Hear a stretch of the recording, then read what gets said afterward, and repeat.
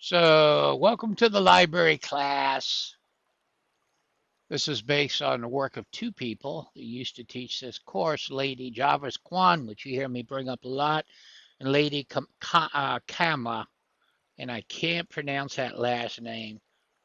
AE is usually I in Latin, but I don't know how she did it. So, anyway, let's get through this because the point of the whole thing is that um, like I just told you, a lot of people have my library books now, but what they don't know is how to actually run a library. So let's go through systematically and get you going on that. In a more traditional sense, a library is a collection of books. It can be the collection the building houses such a collections or both. That seems kind of obvious. In the Norman books, because this is OCC, they were maintained, was housed and maintained by scribes as the natural haunts or should be. There are two things that, if you're going to role play being a scribe, there are two things that stand out about scribes. One is that number one, they have a love of the scrolls. There's one quote that says that scribe had a book, he didn't even know what the meaning of it was, but kept it with him among his scrolls in case someday they'd be able to translate and he could learn from it. They're love of learners. Number two, um, there's a quote I found, book 4, chapter 4, that says that scribes are highly trained like the physicians. And in order to be highly trained, it means that you actually have to get into the books and the scrolls. And both of those attributes are things which I think are should be a part of our codes. I'm currently going over and helping write the codes, rewriting the codes. And personally, I think those two factors should be in a scribe. It should be part of their DNA, a love of learning, even if it means not always understanding what it is you're dealing with, and B, a love of the book. And I'm not going to go through all the quotes about libraries. If I did that, you'd be bored to death, but I'm going to hand you a scroll. This can be established. What of Gorian libraries? This can be established over a number of quotes, quite a few be found on the handout that's included in what I'm going to give you. Libraries were for public use. Um, they could be owned privately by the rich houses, says the House. In the United States, there was a man by the name of J.P. Morgan. He established a lot of libraries. They are known as the J.P. Morgan libraries all over the United States. In Europe, a number of private libraries were also put up by rich people. It's quite common in the 1800s, early 1900s for the rich to establish libraries. Mm.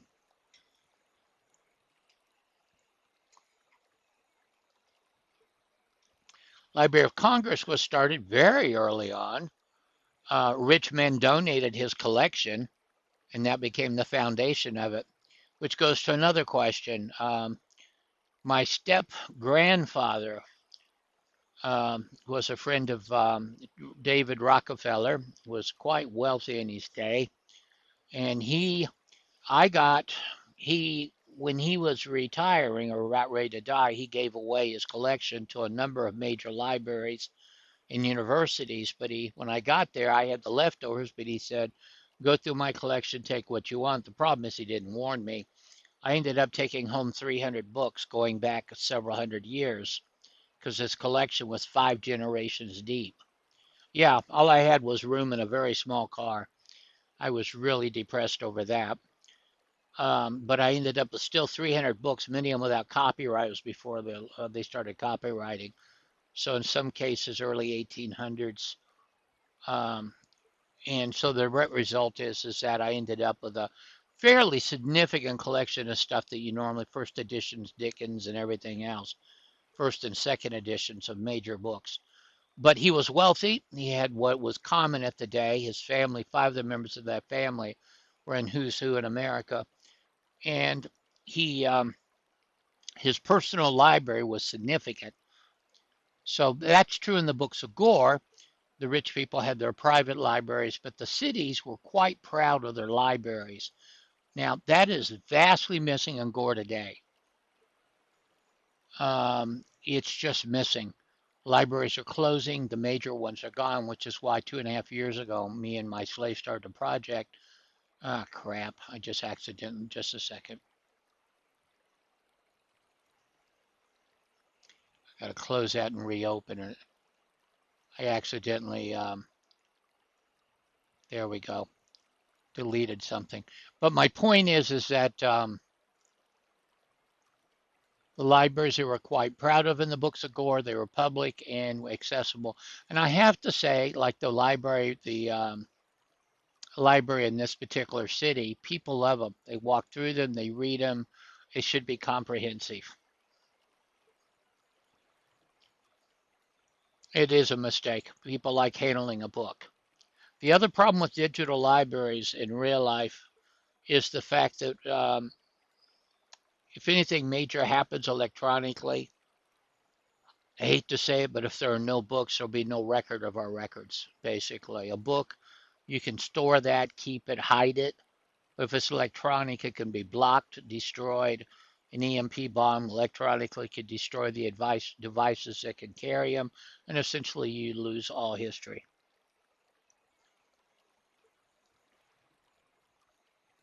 Now, let's say that this is a quote.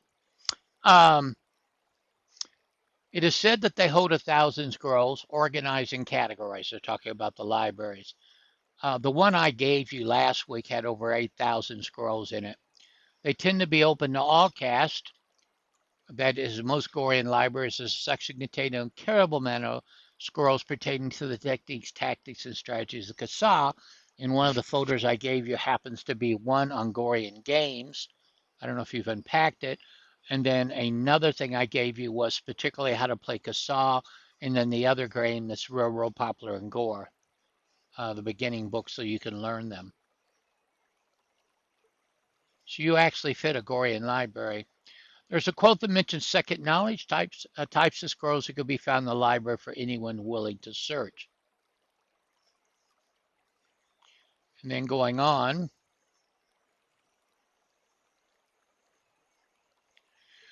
there are scrolls of history, scrolls of battle analysis. Additionally, olds of the city's official records. I think the library should have blanks of city forms. The one inside this city, if you go in at the beginning, there's a box with the city forms in it, easily accessible as a practical matter. Although literacy is restricted to the high caste mostly and merchants, a few others bothered to learn. I also think a library should be practical stuff about the city. Rules for conducting a free companionship ceremony, examples of ceremony used. That is contained in the library here. If somebody wants to go in there, you could pull the folder, particularly on free companionships and other things that pertain to that. It's in the middle section where the scribal records are kept. So all of that should be inside a library.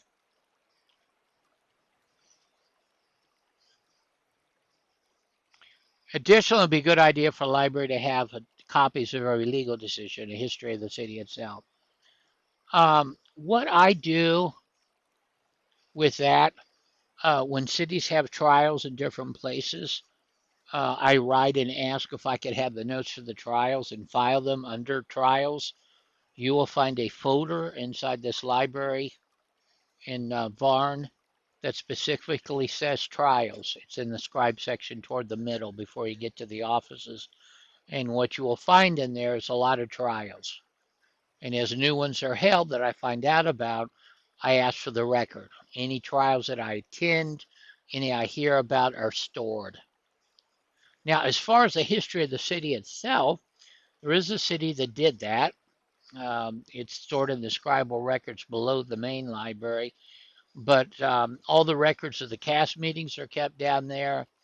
Um, the newspapers are stored down there, and the city's been around 15 years. So essentially, you could go in there and research who was in there, what moves the different casts made, and actually learn from them based on the notes, which I used to do. I used to go down and read those notes. So that's a good idea. A lot of role player can be centered on the library for more than just scribes. The library in Gore was prized endowed, meaning you spent the money. They were fussed over. They were a center focus of the city. Okay.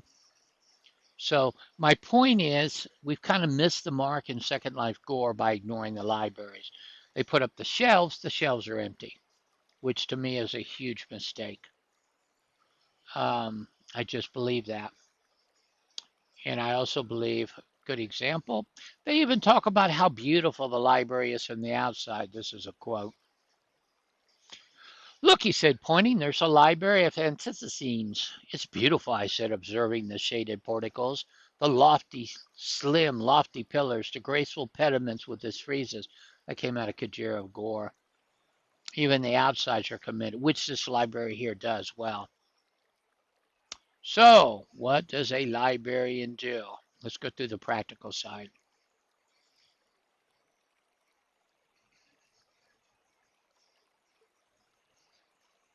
Remembering, of course, the librarian's only one job that follows the blue cast. It's not much different from the one on Earth, to be honest, but it does take a little bit of work. My libraries are not static. In fact, um, I add to the literature constantly. So what I gave a person I trained a month ago is not what I'm currently using. I add to it. We have to plan acquisitions, what materials should be acquired. Now, that sounds library classification of required materials and the preservation of those materials. Let me get down to the practical side of what that means. When, well, here, let me go on with my notes and then I'll bring this up before I get carried away. As a scribe and gourd, especially in Second Life, we all know about a huge amount of notes going around, been gathered by people over many years. Some are good or some are not.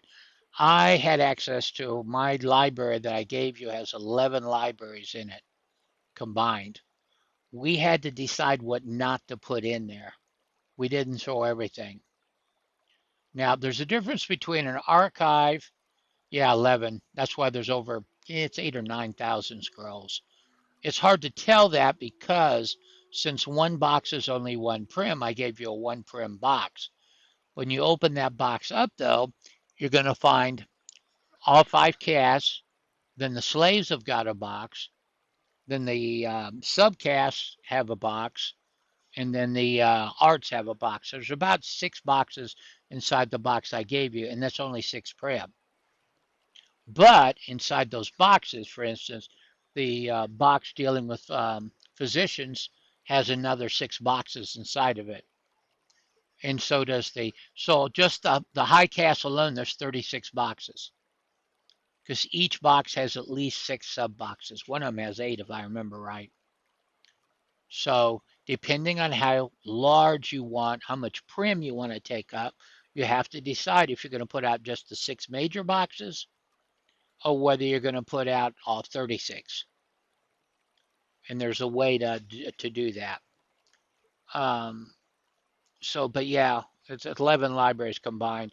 So what we had to decide was now an archive, if you keep an archive, you make the person, everything goes in it. But nobody in Gore does an archive anymore. In an archive, you keep everything. You don't differentiate between what's useful and relevant. You let the user discern what he considers important, useful information, heresies, online isms, whatever. However, since most cities now are saving on prim and basically trying to save on prim these days, even though I could set up a library for 200 prim. But keeping every note card ever written in Second Life is not my idea of a library. Keep it to yourself and your staff away from public view, but don't call it a library because it's just too large and it's not organized, it's just everything. So what happens in a library, the there in a library, the librarian acts in the first instance as the gatekeeper. What's available decides what goes to collection, which does not. Now, we basically, when we started out doing this, I went to every city in Gore and went and looked at their libraries. And One of the first decisions I made putting this together was that because there were so many libraries and so much material, that we only included cards that had the actual quotes and told us where it went. Um, the fact of the matter is, there's a very good library, more like an archive in Gore. And if you go there, there's some brilliant lectures that go back probably 15 years.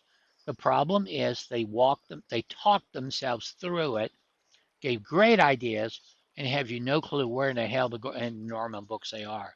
There's just no reference point as to where this information came from, so therefore it became an issue. Okay, so we said don't take any cards that we can't track where it came from in the book. So that was an editorial decision. That most of that library we didn't end up with simply because of the issue of the fact that they just talked. Okay, now another example, and we actually ran into this inside Gore. For some, the standard regarding the physicians and earth herbs, and if it's not in the books, you don't use it. Now, did I give you Helaba? Did I give you the 5 books? No, the 6 books that we made. I know I gave you the library, but did I hand you the 6 books?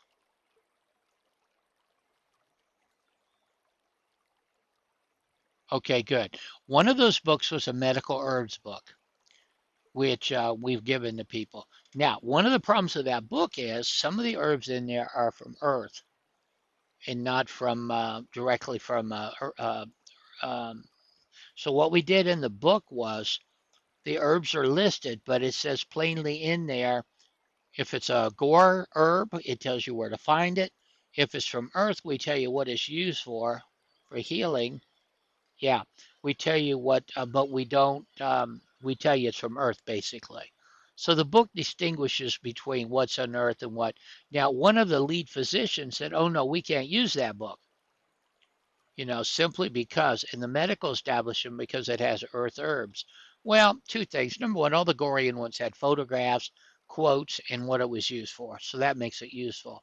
Two, anything that wasn't, it plainly said this is an Earth herb. Okay, so the physician should be able to tell. Three, there's a presumption, and we know for a fact a lot of the plants were not listed in the Gorian books because there's a quote about the Amazon, which, by the way, Gore has an Amazon, which is where we get our panthers and things like that.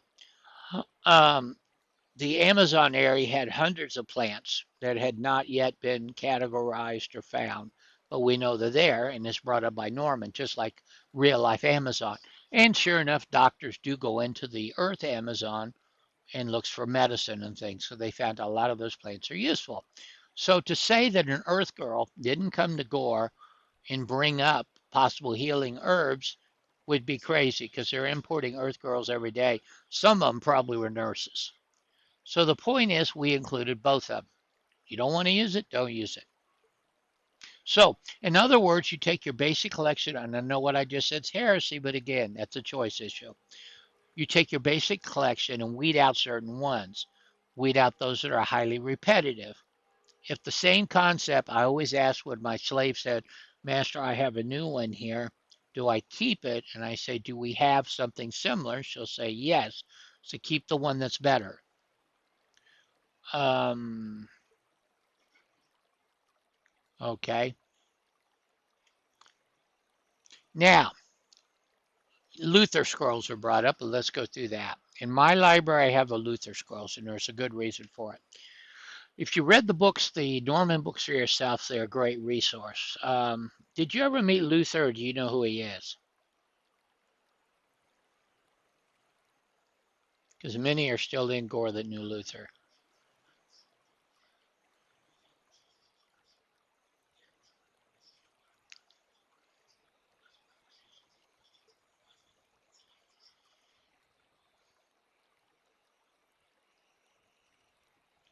Okay, he was very, very famous. He was a philosopher, a well read man, knew the books thoroughly. He also was a little bit arrogant, hacked a lot of people off. A little bit's an understatement with Luther, but that's beside the point. But he wrote 66 theses that is individual papers dealing with different subjects, dealing with the Norman books. For instance, he did a fantastic thing about dealing with the Spartans, the Greeks, and the Romans and how they're related to southern cities. The information was. And a lot of people don't get that connection. But the Greek and Roman societies are very much represented in the high councils and the way we run some of the governments. The Ubar situation is very much like Sparta. And so he went in and did brilliant essays on this, tying it together. Okay? But again, since you either love the heck out of these works or you don't. So if you've, like I said, some people don't want the onlineisms that come with Luther scrolls, so they hide them. I know R, the what's called the Glorious City of R, which has been here since 2005, has a complete collection, or used to, and put a note up that they had it by permission of Luther. So does Karoba. It says by permission of Luther, we've been allowed to use these. Well, Luther's long gone, so he can't give permission anymore.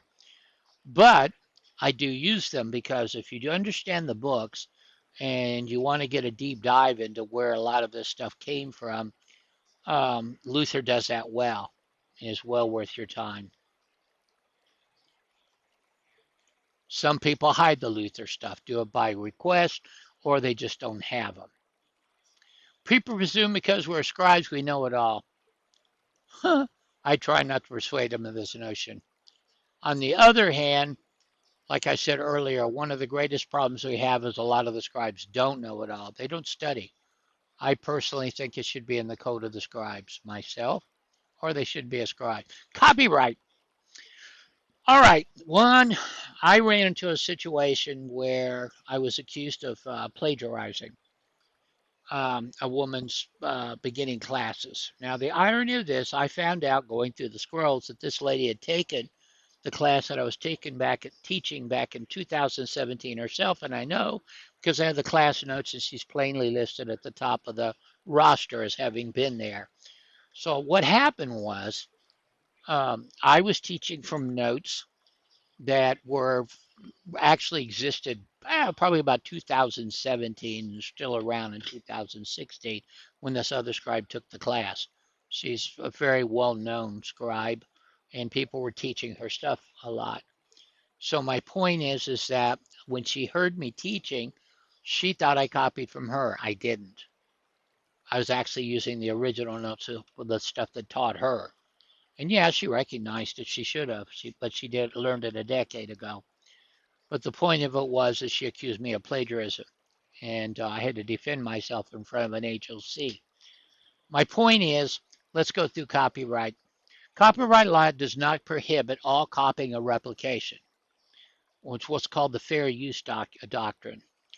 Permits some copying and distribution without permission from the copyright holder or payment to the same. Now, one of the pieces of junk that happens is whenever you get anything on the Gorian campus or from some certain teachers, not many, they always put at the top that this is copyrighted and you do not have permission to distribute or quote from without owner's permission. Actually, that's not true. Any school teacher will tell you under the fair use doctrine. Colleges do it, elementary schools do it, middle schools do it, at least in the United States. And European laws, I suspect, don't honor the US stuff. Tells you that if you're a teacher, you can actually use portions of somebody's work. Okay? And it's okay to teach from them. Now, not whole cloth, because actually almost all my notes, my thoughts and my additional notes into them anyway. So nothing I teach is purely from the original documents. I've added a lot. But the point of it is, can I quote them, teach from them, even people in Second Life to say, you can't? Yes, I can. I can take portions of their work, combine with other work, and create something anew. And that's by law. They're bullshitting you when they tell you you can't teach from their work. And it says it at the top, and they're wrong. Now, I don't bother to because I know these people are going to come back and throw fits. Tough luck. I gave you the USC code. I know exactly where to find it. Next, another problem.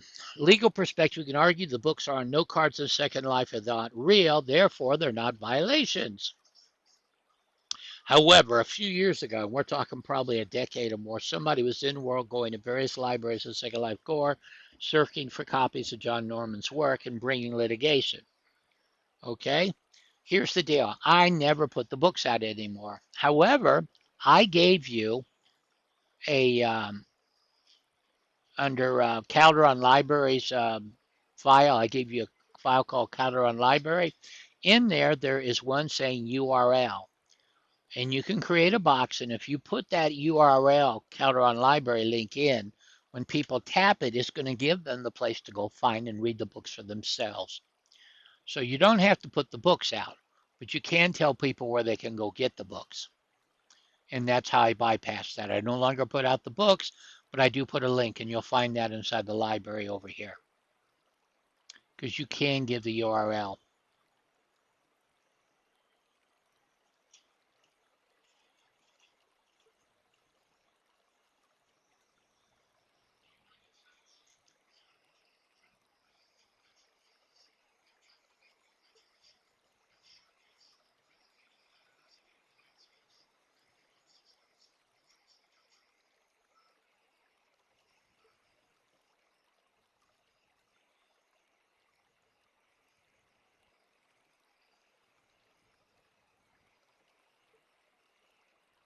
Yeah, so you have to be careful.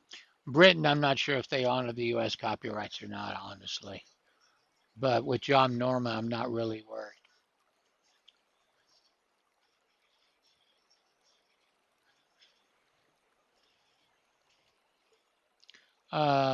So fair use, fair dealing is what it's called in Europe.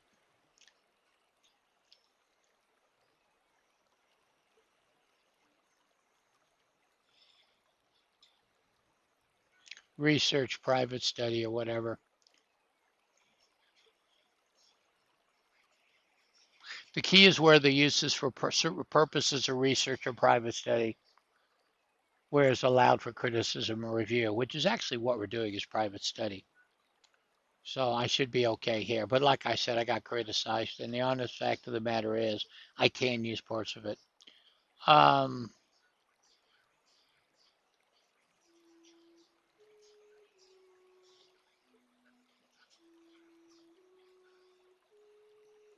now, second thing to require, I mean, think about is there are scripts when you do create a box for creating a library. You can put now Calderon Library. I gave you the script for doing that. It's a glow script, and on line 26, I believe, is how you change the title that's above the boxes themselves. If you don't want that glow, there are scripts in the marketplace that can be bought um, that allow you to go in, you put it in, and then allows you to either one person take it out, a whole group of people can do it, like the scribes, or for public use. And it allows for you to make your box or your library basically be exclusive to whichever one you want. And that's one way you protect the box contents itself. Drop boxes. This is a concept that's interesting. Second part's the Dropbox. Now, sorry, we're not putting a demo out of it. I actually have one. It's part that can help reduce your workload by allowing assistants and slave to sort out the incoming mail. I did that in Thermos. When the mail was put in, I was allowed to go in. I'd open it up. The Ubara would put it in. I'd go in, open it up, and then turn around and put it into the the scrolls in the back where all the records were. And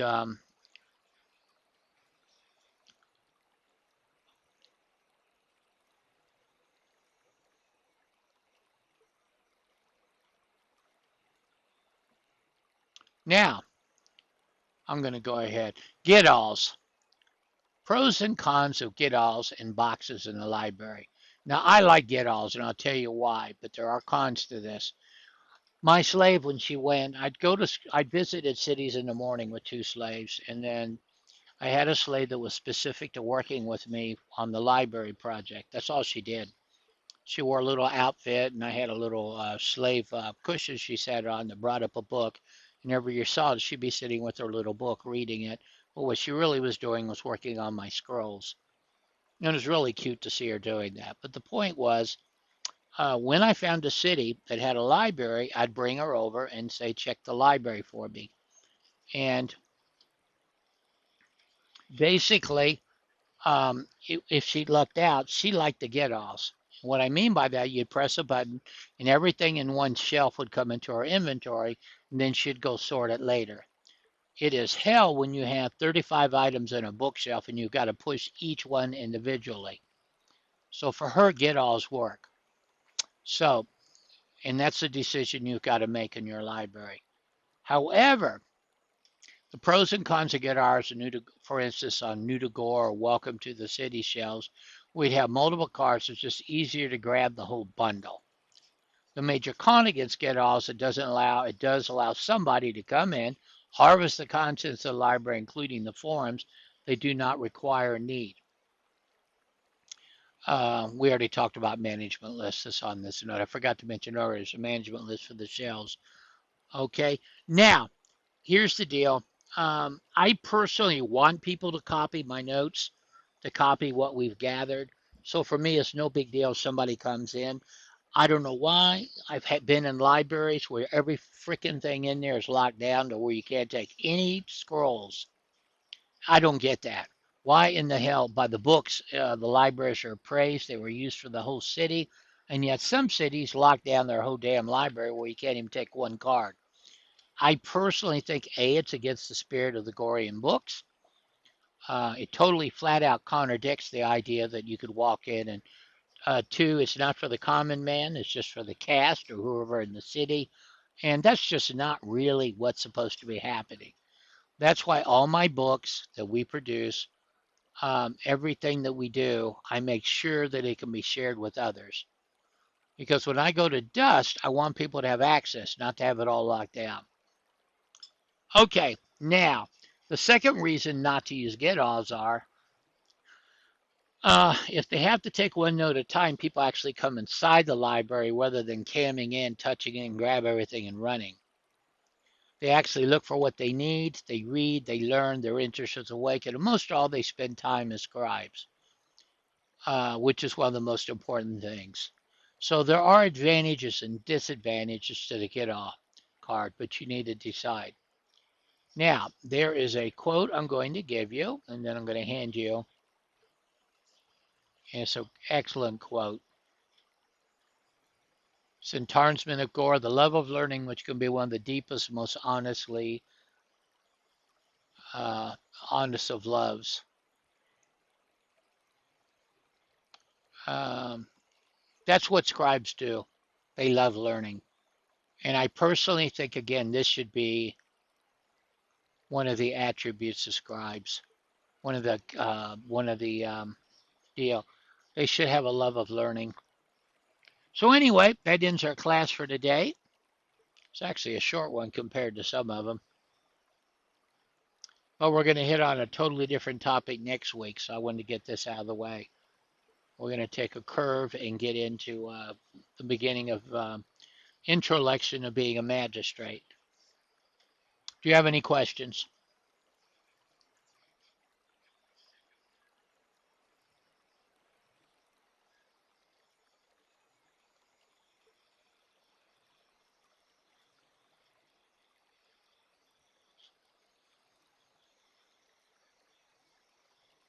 And by the way, I'm hoping that you decide to set up a library.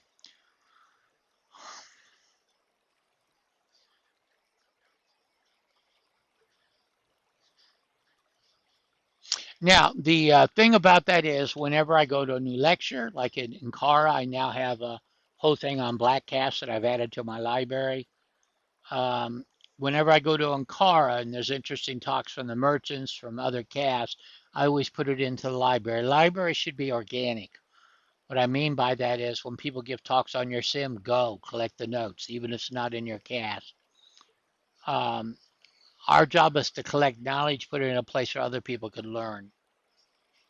Our library should be a repository.